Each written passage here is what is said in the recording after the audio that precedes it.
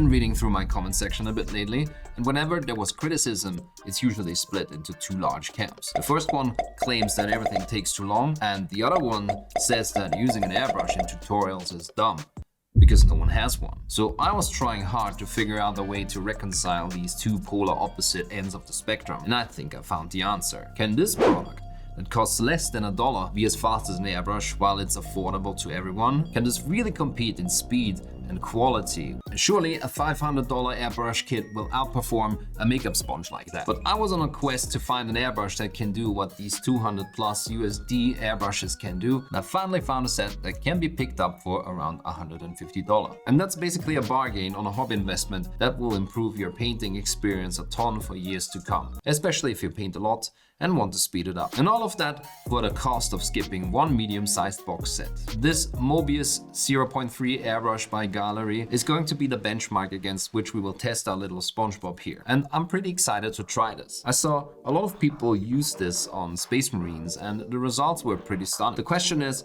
how versatile it would be on smaller surfaces and more delicate minis. Which is why I wanted to try it on these new Swooping Hawks Games Workshop kindly sent to me before they kicked me out of the creator program. The goal was to assemble two similar versions and paint one with the sponge and the other one with the airbrush, and then compare the techniques when it comes to speed, quality, how easy they are to handle, and if the final result is appealing. I want to start both versions of this from a universal shadow color, which is a particularly great effect even on armies and especially easy to do with the airbrush. So I also wanted to see how SpongeBob here would perform while trying to create a similar effect. I still have not figured out a great magenta or purple that is chromatic enough. Most of the time, what is available from miniature paint ranges, other than Chimera, have too much white or black in it. So I'm mixing a base color I thought would be a great fit, adding a bit of brown to this red, and then adding turquoise to make it more purple. I would later use this ocean blue to add the main color, so mixing it into the base color should provide a good harmony of colors. And without ever having tried this before, I gotta say, the purple paint goes on really fast. It feels almost as fast as with an airbrush.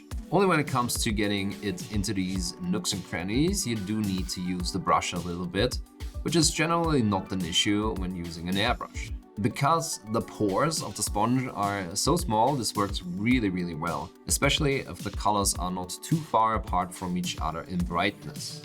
The resulting gradients are really smooth, and you can make them even smoother by adding a bit of moisture. So here we can start to see some of the weaknesses of the approach. It worked exceptionally well on the helmet, but it's struggling a bit in these tighter spaces, like between the shoulder and the head. And on the chest you can see that applying gradients on very small surfaces is a bit of a challenge too. But I just opted for defining the chest as a single element, like a stretched cylindrical ball for now, instead of defining each single element.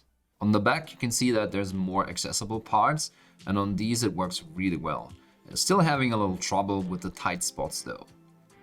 So to fix that, I cut off the round part of the sponge and cut that in half. This leaves me with a triangle shape at the top and bottom. And as you can see, it's the perfect size and shape to fill in all these areas the cone-shaped end of the sponge didn't reach. Now one thing I'll mention though, even though these are like $1 a piece, I would soon revert to washing the paint out of them after I was done with a particular color. For that purpose, I had a bowl of water next to me at all times. The reason is simple.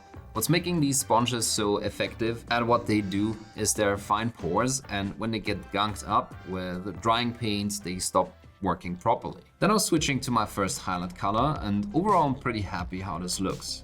Is this as smooth a result you could get with an airbrush? Not quite. Though there's a lot of parameters you can play around with, dilution levels, amount of paint on the sponge, amount of pressure you apply, and so on. This was just the first try for me, and I'm looking forward to exploring this more. Besides all of that, I do like the small texture this adds. I think it looks very fitting, especially when you're trying to create the look of an elder army that is thousands of years old. At this point, I built all the main highlights, starting with the large sponge and then reverting to the one I cut apart whenever I needed to work on areas that are a bit hard to reach.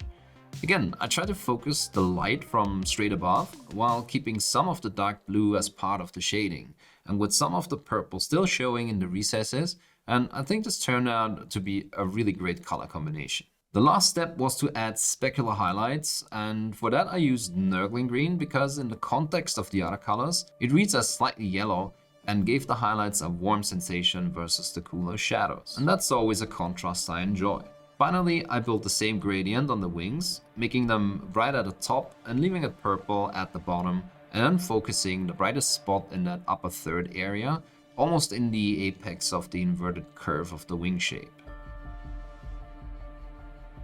I also painted the Elder Stone elements on the base the same purple as the Mini to draw them together, and then used medium sea gray to gradually build a mid-tone. I also dabbed this on the earth texture and then ended up highlighting everything with a very thin last layer of ivory, and then rounding everything out with edge highlights by brush.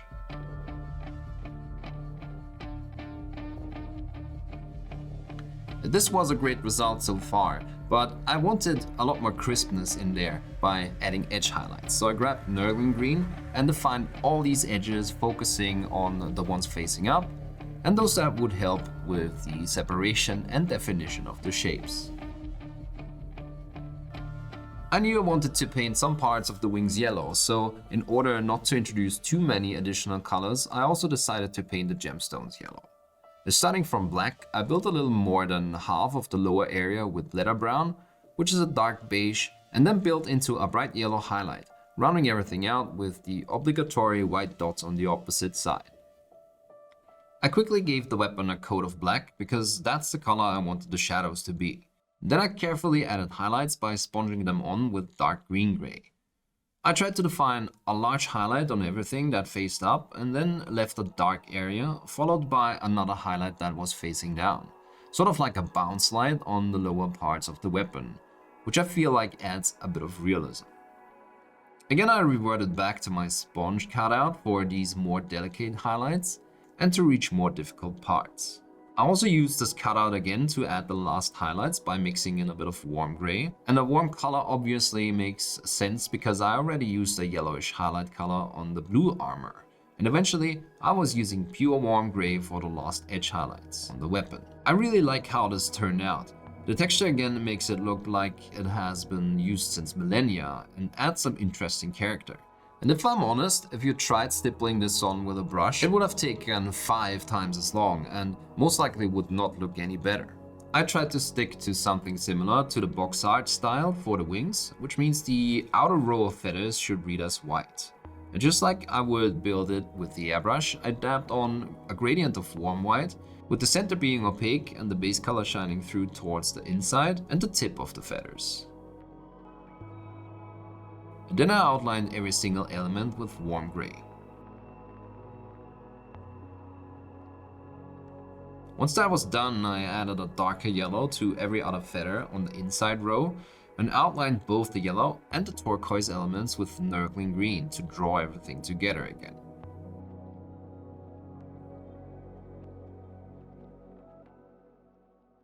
So here's the thing. I never really liked painting with an airbrush. I just prefer the painting experience with a brush. But I do recognize the value the airbrush has as a tool, and I can only recommend getting one so you can speed up some of your processes, like base coating, zenithal undercoating, applying main colors or varnish, and in the long run, even if you are using the airbrush just for priming, you will actually save money, simply because spray cans are so expensive. And of course, while you're airbrushing, you should always protect yourself. But while it's clear that avoiding to breathe in small particles is good for you, it might be less obvious that you should also protect yourself against a less obvious threat: your data being traded and stolen on the internet. And this is where today's sponsor Incogni comes in. Having to rely on my email address to be out there so people can contact and reach me also means that I'm constantly getting spammed by scammers, phishing, and other pointless emails I never signed up for. But that info is out there, while my private email and phone number is not. And I'm facing exactly the same problems on these private accounts. Just look at my spam folder, and this is just from one day. I didn't sign up for any of this. So how do these people still get my private data? Well, the sad truth is that selling data is a huge business, and data brokers sell your info to marketing companies that will bombard you with pointless info non-stop. And sometimes third parties will just steal whole data banks of personal info from these brokers, which opens everyone up to even more malicious attacks. And not a lot of people do know that you do have a right to protect yourself against all of this. But because there's just so many data brokers out there, contacting them one by one would mean you are not doing anything else for days. But if you sign up for Incogni, you can just relax and sit back while they are doing it for you. After you sign up, they will instantly reach out to all of these companies on your behalf with requests to delete all of the information they have on you. Thanks to Incogni, these are all the companies that are no longer allowed to store any of my private data, and the list grows daily. If you also would like to protect your personal information and get rid of spam in your life, visit incogni.com/Travarian and use the code Travarian to get 60% off. And now back to airbrushing. I get the sentiment a lot of people have that it is expensive. However, that sentiment is based on the misbelief that you have to get these most expensive models out there for miniature paint. The truth is, you don't. I tried a lot of airbrushes lately, starting from the cheapest airbrush I could get for $10, including shipping. And these cheap ones were still good for base coating and applying main colors, but the best bang for your buck was the airbrushes by Gallery. Their flagship airbrushes are about 59 bucks, and they have a compressor with a 1-liter tank, which is more than enough to provide consistent airflow. That compressor costs 109 bucks, and you can get them for even less. Checking out the links are left in the description and applying my discount codes. So with a discount, 140 bucks or less for a set that works just as well as my usual $500 setup is really a no-brainer. And while I worked on the second mini of this video, I felt no difference whatsoever. Airflow was great, the spray patterns are indistinguishable from each other, handling of the airbrushes felt good. If anything, the Gallery trigger is even more comfortable to me because of the slope it has. There was no clogging issues, and cleaning them was exactly the same process as with the more expensive ones. But this airbrush really feels like the perfect middle ground between budget and quality. I mixed my purple base color again and sprayed that one with the airbrush. And while the sponge was rather fast, this is really fast and I can hit all the recesses too. Then I switched to ocean blue and sprayed it on directly from above, so the purple would again stay visible in the lower parts. We can already see that the smoothness is second to none, and it's a lot easier to reach parts. While I add the foul green highlights, you can see that adding directional highlights is a lot easier. That big highlight on the helmet and the definition of the chest area are good examples. One thing you'll notice though is compared to the sponge, it's easier to lose the shading directly under and in between small panels, like that one on the chest, simply because the color mist settles in all these recesses. The last layer I applied was again Nurgling green, and you can see that the precision of the Gallery airbrush is amazing. I honestly couldn't tell if I was working with my IWATA ECLIPSE or the Mobius, and I even caught myself checking occasionally.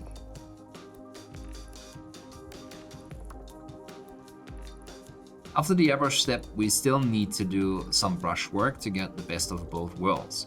Finding the edges, for example, is mandatory. Otherwise, the results just don't look super convincing.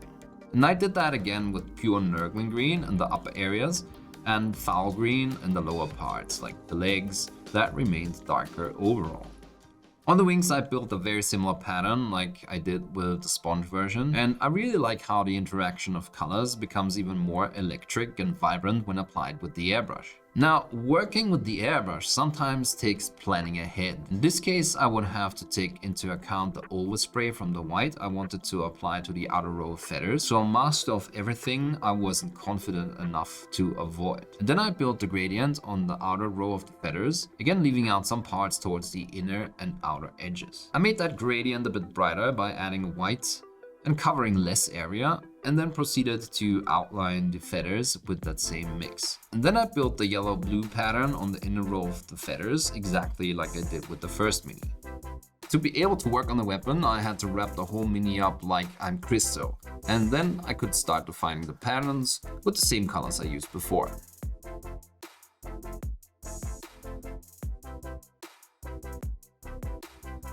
On the wings, you can see that the airbrush is really good at giving the impression that surfaces glow, like that white on the wing part. But like I said when I was defining the chest, sometimes you don't want to lose definition in the recesses. So just to illustrate what I usually do to fix this, I applied an oil wash on the wings, mixed from blue and the reddish brown oil paint to get a very similar purple as my base color. Prior to this step, I gave everything 2 coats of gloss varnish so the wash would settle in the recesses, and also to protect the paint below if I have to scrub off any spill. Of course, it makes sense to do this before the edge highlighting, as that is another layer of cleanup. But again, this was just to illustrate the process, and I also have a complete video on using oil washes on my channel. And with that last step done, let's look at the results. Each of these methods obviously has its highlights and shortcomings. The airbrushed version of course feels ultra smooth, which can sometimes be bad depending on the context. It can look too artificial and most of the time needs a little more work with the brush afterwards. However, directional effects and ambient light effects are super easy and really quick to create. The sponge initially felt super fast, but as I realized when going back to the airbrush is still a lot faster. However, it still offers significant time-saving potential over the brush. With the airbrush, overspray is a big issue. You often need to mask off parts. With a sponge, you do have more control in that regard, and you don't have to blend ahead as much. Compared to the sponges that came at $1 each, of course even a budget airbrush is going to sound expensive. Nothing is going to beat the price of $1, and honestly, you most likely can't achieve results like this with $1 brushes, especially this fast. And of course, the cleaning aspect with airbrushes can feel a little tedious, although personally I don't find it that bad. And that is coming from someone who doesn't necessarily love airbrushes. The makeup sponge is a lot finer than the usual sponges I used in the past, but still gives an interesting texture. Detailing was a little difficult initially, but was manageable once I cut down the sponge. The gradients I could create with it were still pretty awesome. Overall, it feels like you do have a bit more control with the sponge until you hit a wall when having to deal with areas where it is too big. The airbrush clearly has the upper hand there. As is usually the case, I think combining all the tools you have available will give the best result.